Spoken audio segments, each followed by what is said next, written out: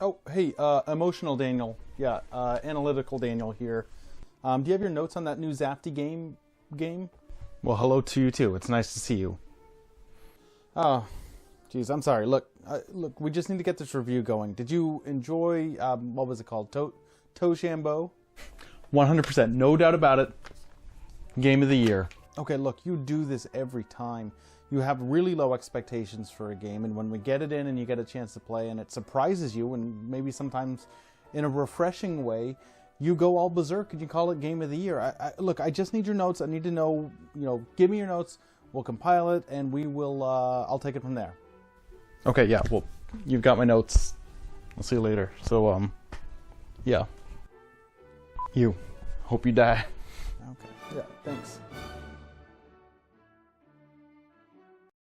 Is there anything more exciting than tic-tac-toe or rock-paper-scissors?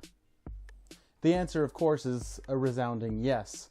Tic-tac-toe was invented as a way to pass the time in the 1500s when there really wasn't anything else to do. So Zafty Games took the ultimate gamble when they decided to take tic-tac-toe and rock-paper-scissors and combine the two into the brand new card game ToeShamBo. The playing field is exactly the same as tic-tac-toe, but rather than drawing a grid, you simply place the center card down as an indicator for where everything fits.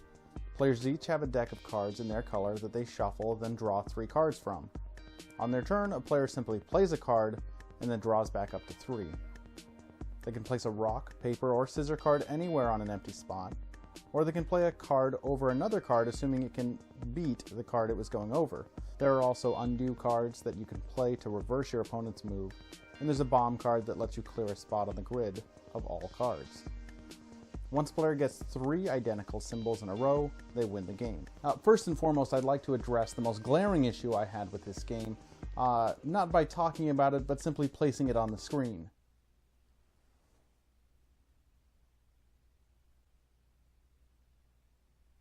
If this makes you giggle, it's totally unintentional as far as I can tell. Now, I need to point out the fact that I had very high skepticism for this game initially when hearing how it was played and what it was. And the graphic design was not part of that. I mean, scissors aside, everything about the game looked pretty cool for a nice light filler game, but combining tic-tac-toe and rock-paper-scissors into a more convoluted card game is kind of what I was thinking this was going to be. Really not the rip-roaringest card game in the world if it's basing it off of tic-tac-toe. But when it came down to playing this game, what I found was that while the gameplay and the idea and the concepts were incredibly familiar, actually playing the game was quite a bit different and something that was a bit refreshing.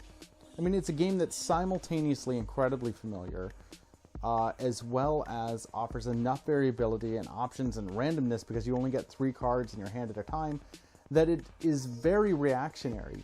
Much like tic-tac-toe or rock-paper-scissors, you have to think quick, you have to be able to read what your opponent's going to do, but by limiting the options that you have, you'd think it would be a really bad idea, but I found it quite the opposite. To have a game with such reactionary tendencies, as well as having to plan out what you're going to do, was a pleasant surprise, and I've been able to teach and play within a matter of 10 minutes. In terms of how the game sounds and how it feels, it's as simple as it sounds.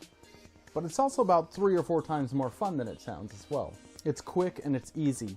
It's the card game equivalent of the Jack in the Box 2 tacos for $1, which, coming from me, is pretty darn high praise. When you can jump directly into a game with so little rules explanation and suddenly be so invested in a head-to-head battle, despite maybe the perceived simplicity of the game, it's something to take note of. One snafu aside, I think the graphic design's great, I think the gameplay works well, it gives way more interesting ideas by throwing in those bombs and those undo cards and limiting the options that you can take so that you have to maneuver correctly and manipulate your opponent, but can be taught so easily and so simply and so quickly. Now, I need to emphasize that Zafty Games put this out, and this is the 3rd game of theirs that I've reviewed. They sent a copy to me to review.